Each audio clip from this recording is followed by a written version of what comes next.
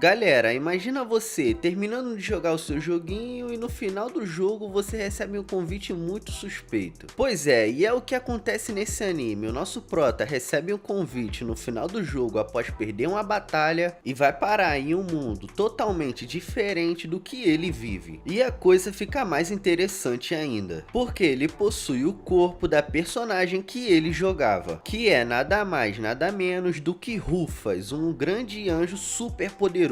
Mas antes da gente ir pra história, não esquece de deixar o like, se inscrever no canal, ativar o sininho e deixa sua opinião aqui nos comentários sobre esse anime, valeu? Agora vamos pro recap. O anime começa mostrando uma pequena menina dizendo que vai se tornar forte o suficiente para acabar com a maldade do mundo. Com esse mesmo olhar, a cena corta para uma cena de batalha, onde mostra muita destruição e soldados feridos e mortos. E o que está acontecendo ali é a guerra dos 7 cavaleiros contra Rufus, que é um anjo e super poderosa. Eles dizem que o reinado dela acabou ali. Ela chama eles de tolos e parte pra cima. E a porradaria acontece, ela afunda a cara de um no chão e já deixa o cara lá todo lascado. E por assim vai, rapaziada, todo mundo começa a juntar nela e a animação do anime tá espetacular. Eles tentam fazer um ataque conjunto, só que não dá muito certo, porque ela simplesmente atravessa o braço na barriga do cara. Só que ele tem uma cartinha na manga, ele usa o que parece ser um feitiço de cura e consegue segurar o braço dela. Sendo assim, ela não morre ainda, ela só é selada. Ela começa a dar uma risada super macabra e começa a parabenizar eles por aquilo. E diz que então talvez todos eles podem derrotá-lo. No caso, o Rei Demônio. E do nada aparece uma tela de derrota, o que parece ser um jogo de MMORPG. E o nome desse jogo se chama Esgate Online. Aparece uma mensagem de uma deusa do jogo que se chama Alovenus, é a deusa de toda a criação, e diz que ela que criou o mundo de Esgate. Ele pensa que se ela tá aparecendo para ele, então é uma mensagem oficial da empresa. Ele recebe uma proposta e pergunta se ele aceita ou não. Ele, todo empolgado, coloca a opção sim, e sua vista instantaneamente fica totalmente branca. Ele ouve vozes dizendo que o herói apareceu e que a convocação deu certo. Ele abre os olhos se perguntando o que está acontecendo. Ele olha para baixo e vê que está no corpo de uma mulher e começa a conferir se é realmente aquilo. E também percebe que tem umas asas negras nas suas costas. Pois é, galera, e é isso mesmo que vocês estão pensando. Ele se tornou Rufus, a personagem que ele jogava no jogo. Ele começa a pensar sobre como aquilo pode ter acontecido. Em busca de informações, ele decide perguntar para as pessoas que estão na frente dele o que está acontecendo. Só que quando ele abre a boca, a personalidade do personagem fala mais alto. Ele pergunta de uma forma totalmente arrogante, com uma aura assustadora que faz o pessoal deitar no chão de medo. Mas na mente dele, ele não quis falar daquele jeito. A partir daí, reforça ainda mais o quão Rufus era poderosa naquele mundo. Ele percebe que o pessoal tá deitado por conta da habilidade da sua raça. Então ele se concentra e desativa ela. Dá pra ver que até o rei ficou cheio de medo. Voltando o ambiente ao normal, o pessoal consegue se levantar. Um cara assustado diz que não há dúvida e que eles ressuscitaram a conquistadora daquele mundo, que no caso é a Rufus. Com a fala desse elfo, ela já coloca pressão no cara e diz que ele sabe demais. E diz pra ele começar a explicar as coisas. E mano, olha a cara que essa bicha faz, até eu teria medo. Mas ela diz pra ele não ficar com medo não, é só ele explicar tudo direitinho que ela não vai fazer nada. Só que o cara não aguenta tanta pressão e desmaia. A cena corta pro pessoal depois de ter explicado tudo pra ele. Ele entende dizendo que 200 anos se passaram depois que Rufus foi selada, e que o Rei Demônio ainda vive, e que eles tentaram convocar um herói para derrotar o Rei Demônio, mas sem querer acabaram quebrando o selamento da Rufus. E eles confirmam dizendo que é isso mesmo. Então ele pensa que realmente tá no jogo. Em seguida ele diz pro pessoal se acalmar e que eles não precisam ter medo do Rei Demônio. O rei pergunta dizendo se ela já vai embora. Ele responde dizendo que quer ver o mundo e como ele é lá fora. E diz também que ele pode fazer outra convocação e esquecer dela. E diz que talvez eles se encontrem novamente se surgir uma outra chance. chance. E ele mete o pé daquele lugar. E a bichinha é rápida, viu, rapaziada? Já fora do castelo, ele parece muito animado com aquela situação. Empolgado, ele começa a admirar de cima a vista de Esgat Online. Ele começa a pensar que, como jogador, o que poderia ser mais divertido do que aquilo. De longe, ele consegue avistar a sua base e já vai direto pra lá. A cena corta pro anime explicando um pouco sobre o mundo de Esgat Online, que é um jogo de fantasias sobre espadas e feitiçaria, que se passa no mundo de Midgard, e começa a dizer que o jogo tem um sistema de guerras, que são diferentes nações envolvidas em combate PVP, que é aquele famoso lado A versus lado B, onde quem é derrotado perde o seu território pro lado vencedor. O nosso prota começa a dizer que fez Rufus ser o personagem mais forte daquele jogo, gastando bastante dinheiro e subindo o nível dela ao máximo. E com isso ele conseguiu unificar Midgard a primeira vez no jogo, transformando todas as nações em seu território. E ela já até chegou a se tornar uma personagem semi-oficial do jogo. Mas apenas com um governante no poder o jogo não fica tão interessante. Então ele negociou com os outros jogadores de alto nível, onde ele propôs que no caso ele, Rufus, contra o Exército da Luz liderado pelos heróis. E eles iriam realizar a maior batalha na história do jogo, ignorando completamente o chefe final oficial. Aí que tá, rapaziada, vocês se lembram da luta do começo do vídeo? Da Rufus contra os 7 heróis? Essa luta que acontece no começo do vídeo foi a batalha que ele propôs contra os 7 heróis.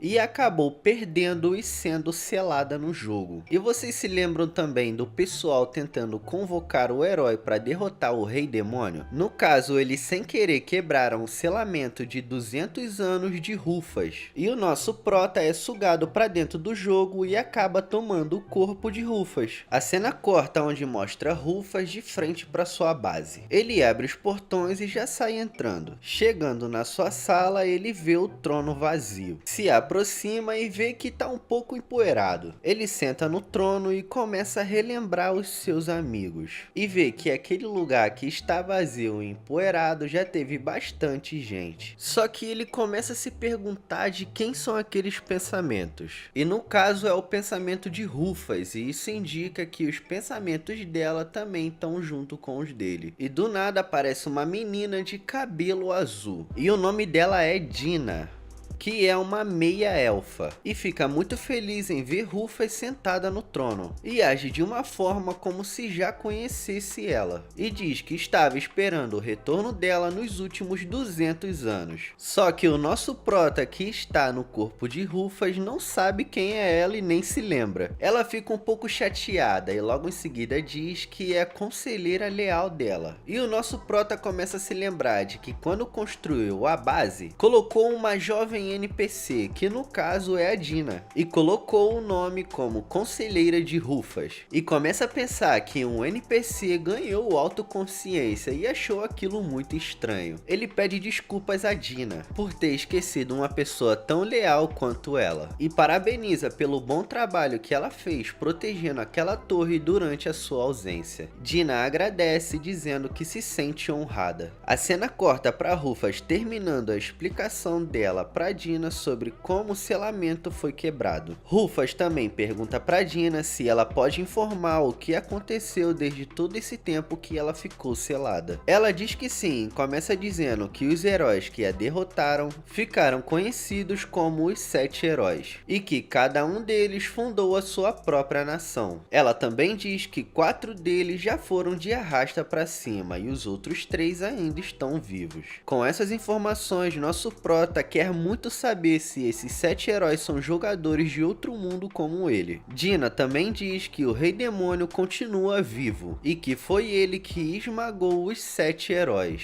Ela diz também que as 12 estrelas celestiais estão por aí à solta, que no caso são os executivos e subordinados de Rufus. O nosso prota diz que quando estava jogando teve a sorte de recrutar vários monstros raros que eram difíceis de obter, que no caso são esses executivos amigos de Rufus. O nosso prota pergunta pra Dina como eles estão e aonde. Dina responde dizendo que só sabe o paradeiro de 6 e que 2 deles se juntaram ao exército do Rei Demônio para buscar vingança dos humanos que derrotaram a sua chefe. O nosso prota responde que a escolha deles de ter se juntado ao Rei Demônio foi deplorável. Ele completa dizendo que vai colocar um pouco de senso na cabeça deles e diz que agora tem mais um objetivo, que no caso é reunir as 12 estrelas celestiais. E o nosso prota também quer descobrir se aqueles 3 heróis que ainda estão vivos são jogadores como ele. Nosso prota se levanta e anuncia pra Dina que vai sair em uma jornada para reunir as 12 estrelas celestiais e diz que aquilo é sua responsabilidade. E o primeiro local que eles vão é Svel. Lá é o local onde um dos 7 heróis Megres começou a residir e que uma das 12 estrelas, que é o Ares, está localizado na base do vulcão próximo. Dina completa dizendo que Ares tem tentado repetidamente invadir Svel. Nosso prota, ouvindo aquilo, já decide que aquela vai ser a primeira parada. O nosso prota já abre as asas e tá pronto para ir, mas do nada a Dina interrompe ele e pergunta se tem dinheiro, como se isso importasse muito. Mas nenhum deles dois tem dinheiro nenhum. Essa parada de não ter dinheiro a gente entende, né, rapaziada?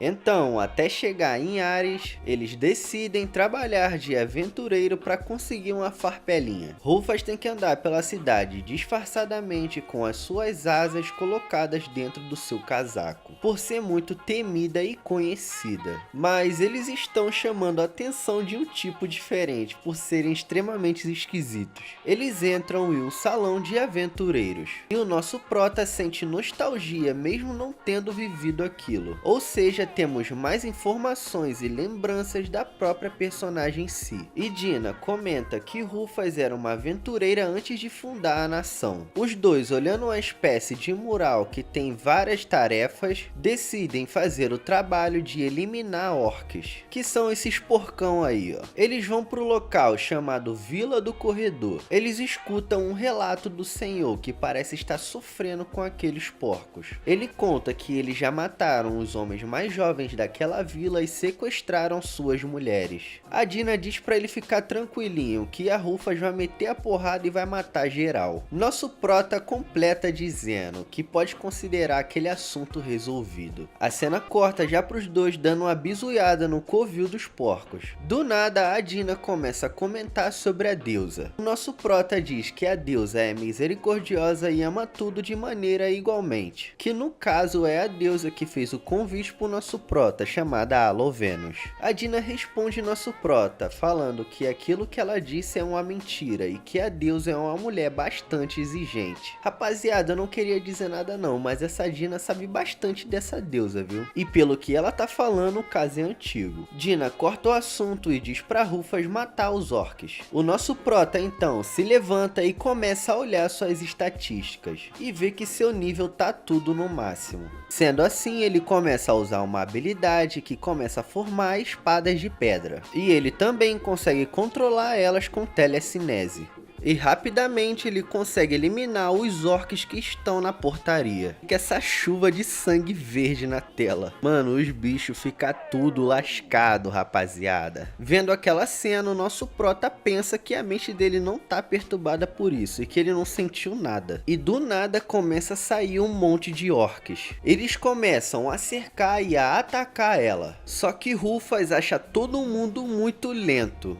E rapaziada, que batalha, ela acaba com todo mundo em questão de segundos, arrancando a cabeça de todos eles. E fica aquela chuva de sangue verde. E com o Rei Orc ela não faz diferente, rapaziada. Ele tenta atacar ela, mas ela simplesmente só encosta o punho e a cabeça dele explode. E eu vou ficando por aqui, rapaziada. Se vocês quiserem ver a parte 2, é só deixar aqui nos comentários. Também não esquece de deixar a sua opinião aqui sobre esse anime, ou se você já viu também. Deixa o like, se inscreve no canal, tamo junto e até o próximo vídeo. Valeu!